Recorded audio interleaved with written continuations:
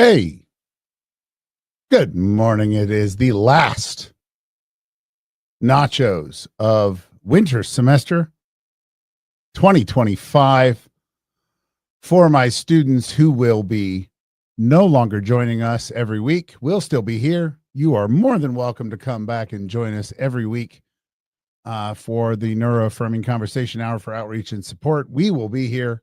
But if you are not, I do wish you the best, and I thank you for joining us here. And I wish you all the best of luck in your spring, summer, and upcoming semesters. So welcome. It is today. Today is April 28th. Last week, I thought it was April 28th. I jumped ahead. I talked about pay it forward. So today we're going to talk about something different, something that I need help with, connecting the dots. Subtitle today is Creativity, Change, and Care. So welcome back to the Neuroaffirming Conversation Hour for Outreach and Support. I am Dr. Dutch, Dr. Adam Dutch Hazlett. And whether you're here to reflect, whether you're here to learn, or just to catch your breath, you found your people. Each week, we sit together in a circle of care and curiosity and compassion, and we explore together what it means to live as neurodivergent and neurodiverse, sometimes, and some of us disabled, and all of us chronically misunderstood in a world that often wasn't built for us in mind. So today, before we begin our stories, let's pause and acknowledge the emotional weight many of us are carrying right now. It's final season for students. It's a time where expectations are sky high and executive functioning is expected to run at full power 24/7. Even for those of us who have batteries that are blinking red, this is the truth. And it's no different for educators. This is a stretch of time where burnout runs deep. I see it. In my house, we call it teacher springtime. And it's really Teacher May because my wife is also a teacher. I have it in April. It starts on our campus about the 15th of April. And everybody tries to jam everything in. So in this stretch of time where burnout runs deep and grace for ourselves and for other people can feel in a short supply, we gather here to try to figure out how together we can find the courage to find the patience to deal with the world as it is. It's also a politically unsettling time. For autistic, neurodivergent, and disabled people, we're once again witnessing harmful rhetoric and regressive policy proposals that aim to erase, misrepresent, and dehumanize. From the halls of government to the screens in our hands, it can feel like our dignity, our autonomy, and even our right to exist safely are up for public debate. So if you're feeling anxious, discouraged, disoriented, or even numb at this point, you are not alone. Even if you're cycling between outrage and exhaustion, or between the urge to speak up or the need to crawl inward, this space is for you too. Here at Nachos, we believe in radical gentleness, in a revolutionary act of breathing deeply, in making room to slow down, not because the world stops demanding, it never does, but because we stop surrendering to those demands, even if just for a moment. So before we begin, take a breath with me, a real one. Inhale through your nose if that's comfortable, and exhale however your body needs.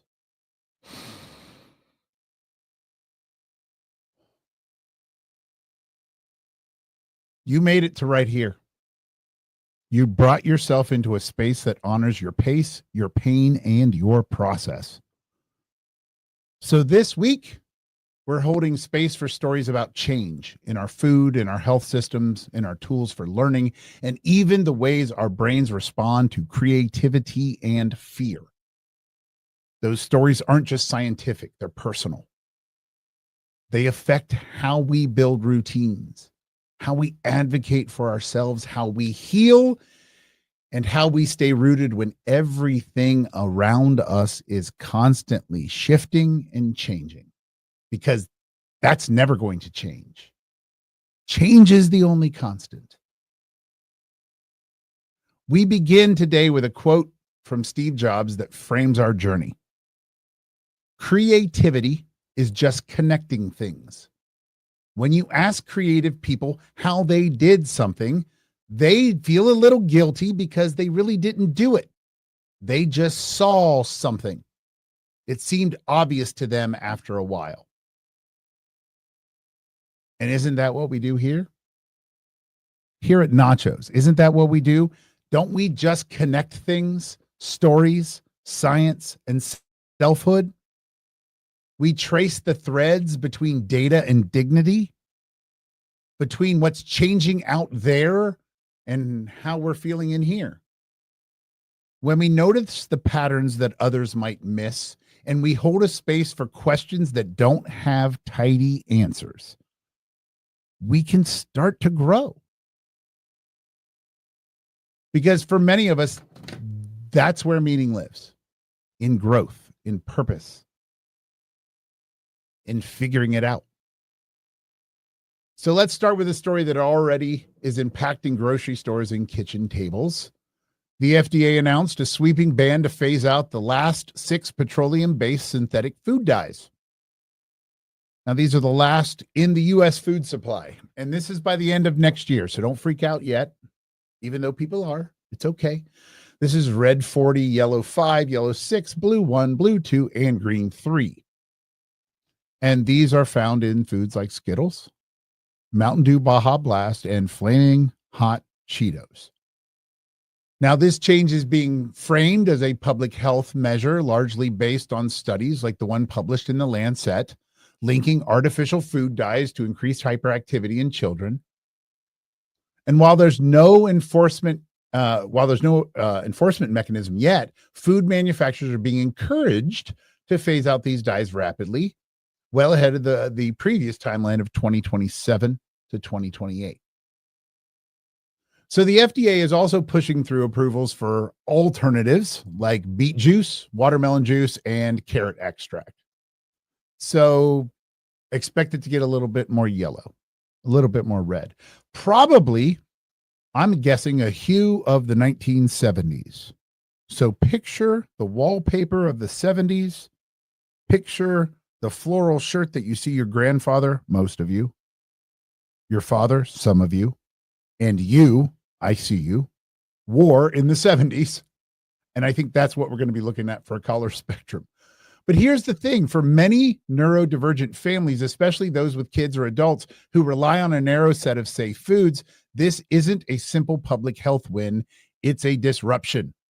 It's a transition to the unknown.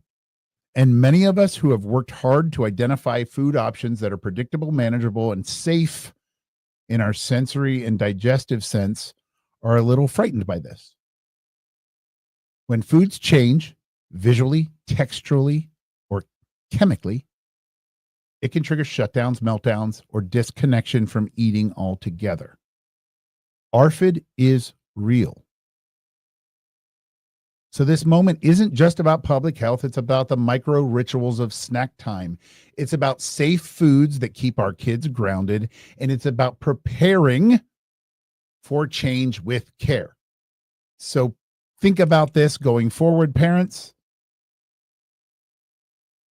If they're a tear off the Band-Aid kind, go ahead, do it now while you still have something to fall back on. And if they're a phase out, start now.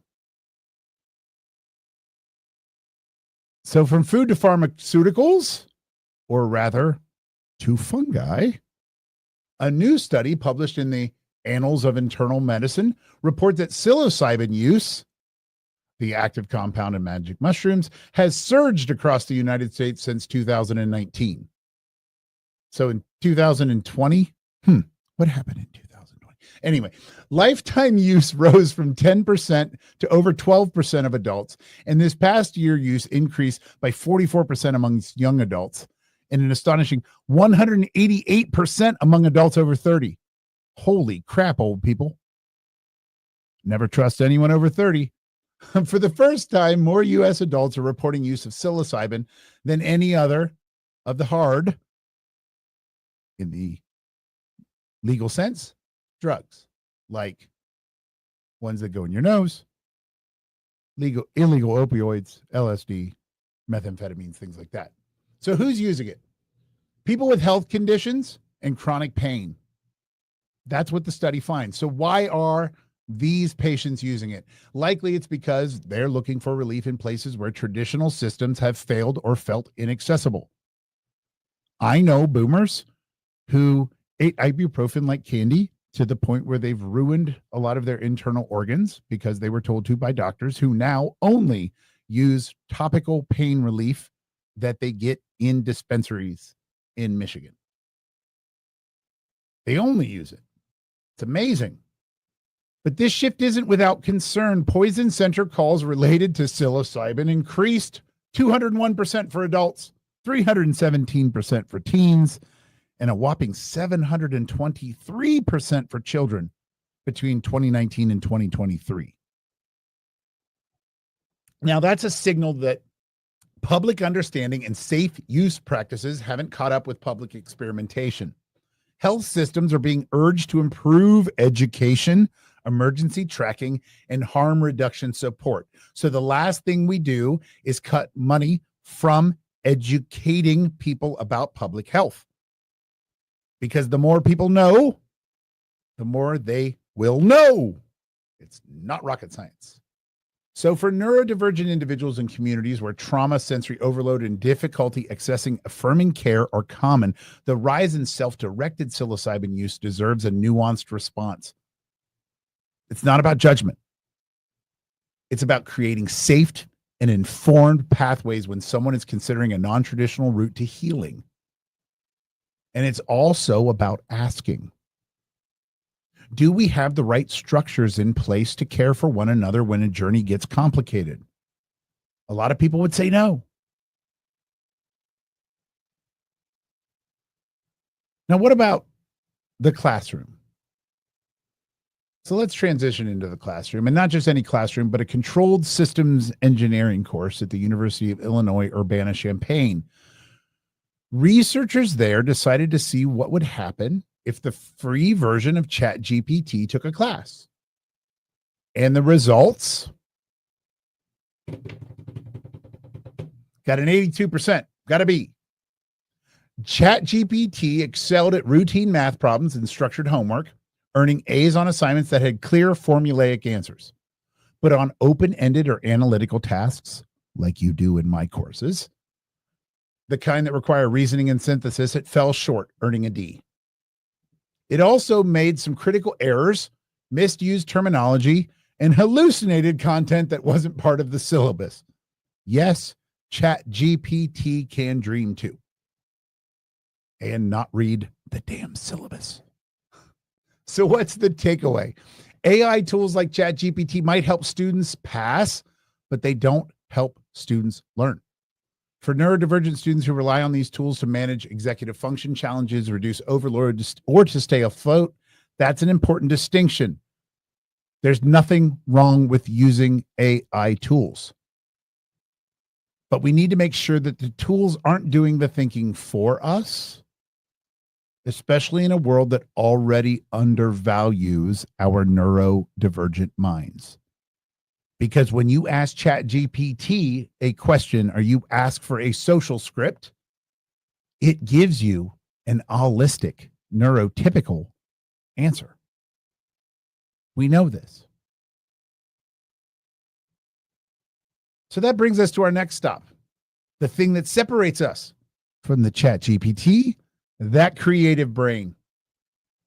That beautiful, beautiful creative brain. A research team from Mass General Brigham has identified a brain circuit for creativity. By analyzing data from 857 participants and 36 fMRI studies, they found that creativity doesn't stem from a single region.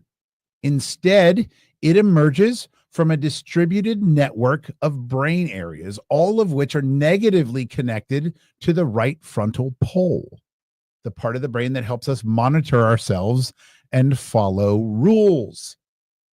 In other words, when that inner editor quiets down, creativity gets louder. For those of us who've been told that our thinking is too much or too scattered or too outside of the box, this is a beautiful affirmation. Maybe the things that make us different are exactly the things that make us creative. That is the point of neurodiversity and neuroaffirmation, understanding that all of these brains work differently, and that when you allow the brain to work, it will work in spite of your best efforts to get it to stop working. And it adapts. It adapts beautifully, even when we try to force it not to. So speaking about how it adapts, let's end today's reflections with a story about dopamine and learning. A study from Northwestern University explored how dopamine helps us learn to avoid bad outcomes by studying brain activity in animals over time. So they studied brain activity in animals, and they figured out that dopamine didn't just reward success, it also taught avoidance. Think about this, my ADHD friends who have the dopamine receptor uptake problem. But it did in two different ways, and it depended on which part of the brain was involved. In one region, dopamine spiked early on, but faded with learning. In another, dopamine dipped lower and lower as avoidance behaviors became locked in. These flexible opposing patterns explain how we form protective routines, how trauma works, but also why in conditions like anxiety or OCD, those avoidance patterns can become overly rigid to the outside viewer. And here's where this hits home. Because many neurodivergent people aren't avoiding because they're fearful or lazy.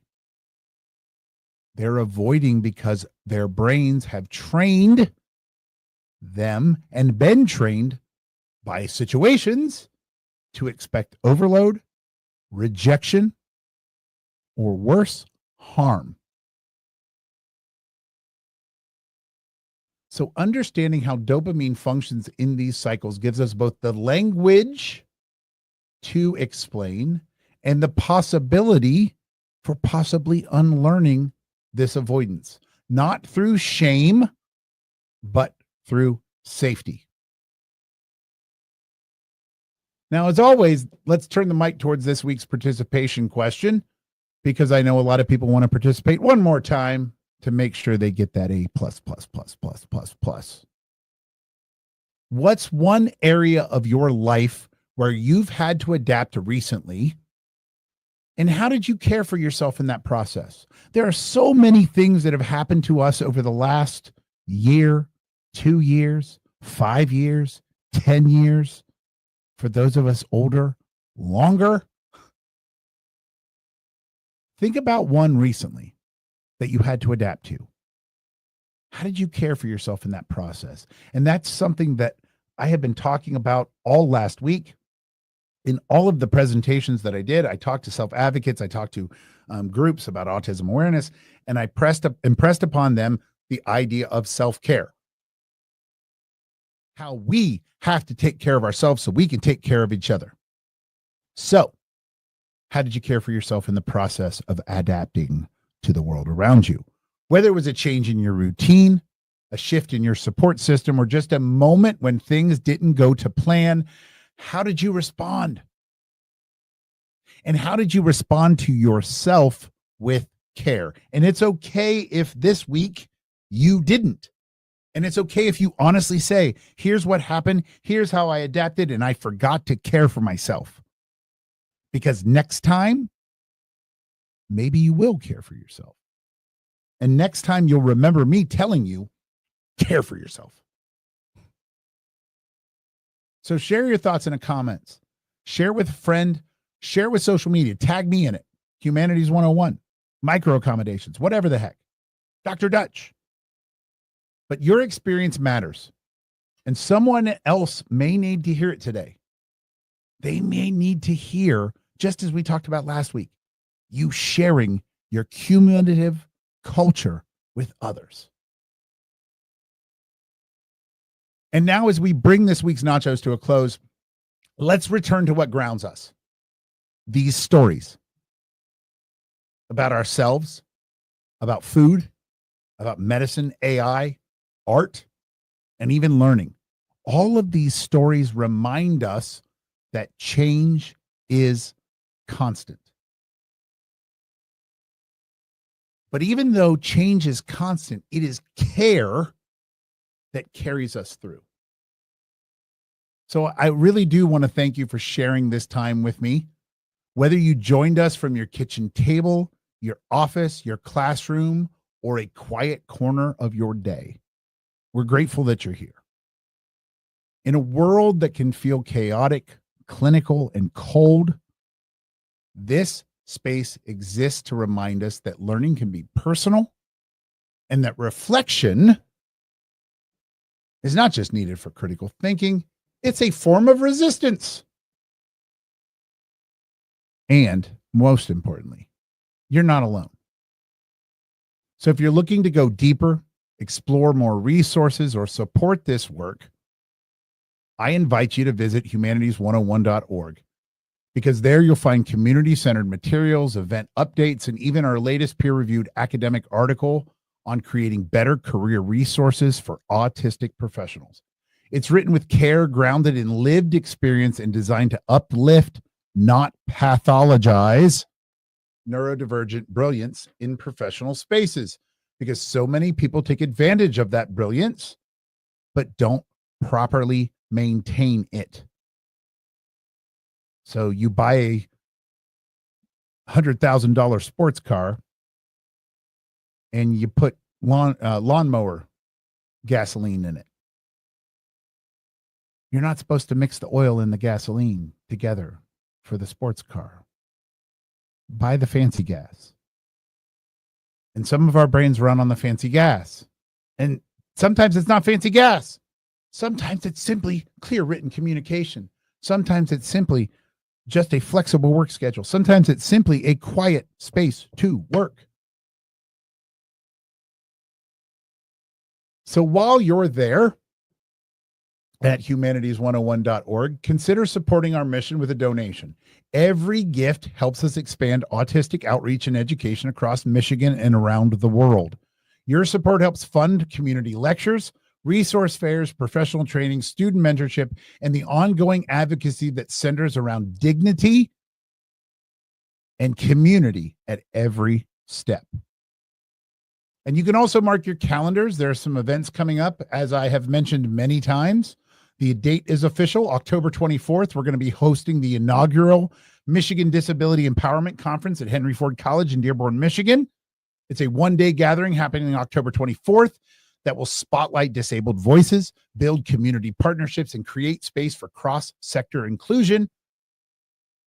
And this is long overdue. So I hope to see you there. And this June, there are going to be a couple other public lectures. One in Grand Blanc, one in Washington, D.C., and both are focused on autism awareness, universal design for education, the future of neuroaffirmation, and how to work from burnout to balance. So if you're nearby in Michigan or in the D.C. area or want to bring a friend, let me know, because these events are inspired or designed to inspire, inform, and include. So if this message spoke to you today, we'd love for you to share it. Tag us, message us, or forward it to someone who needs a reminder that they are not alone. in navigating the only constant that we have in this world, which is change. But also, they're not alone in navigating creativity or in navigating challenge either. We're here. But before we close, I want to return to the truths that guide us. And these truths we need to carry with us through the week, especially when the world gets heavy, and it will get heavy. But remember, when the world gets heavy, you're enough, exactly as you are. Your needs are valid, your boundaries matter, and your rest is sacred. You are not broken. Your brain is not broken. You do not need to be fixed because you're already whole. You're allowed to grow slowly, and you're allowed to begin again. You're allowed to ask for help, and you're allowed to take up space. Rest is not laziness. It's wisdom. Self-care is not selfish. It is survival.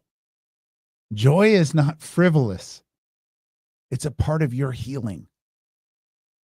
Your softness is strength. Your stillness is power. Your voice deserves to be heard, and your story deserves to be honored.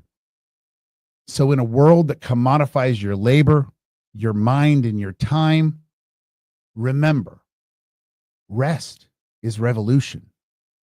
Self-care is resistance, and your presence is powerful. So we'll see you next week for more reflection, research, and real talk right here at the Neuro-Affirming Conversation Hour for outreach and support. So until then, stay rooted, stay curious, and stay kind to yourself.